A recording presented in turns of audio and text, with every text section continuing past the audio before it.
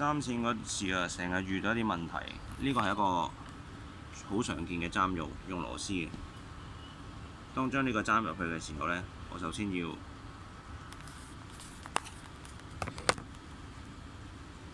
扭呢個多心線盡量變成一條咁嘅樣啦。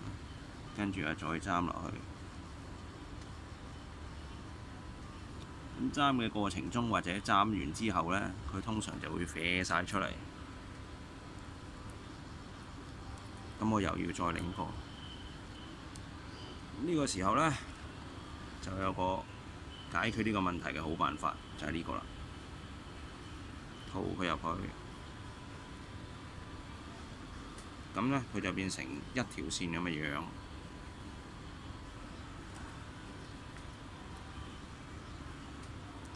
套佢入去，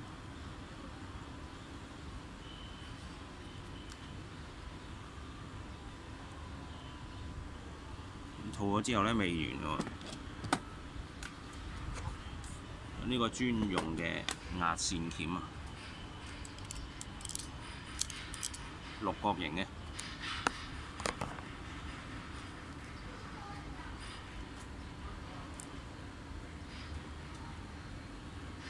塞佢入去，揦佢一下，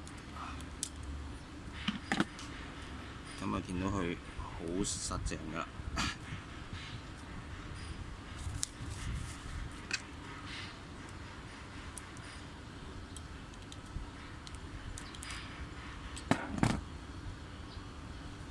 咁樣再針呢，就萬無一失。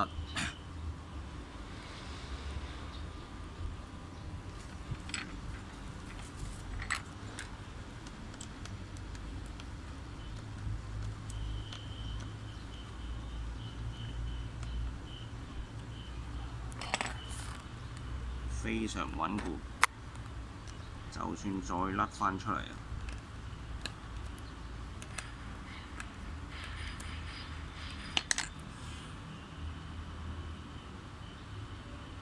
都唔會飛開晒。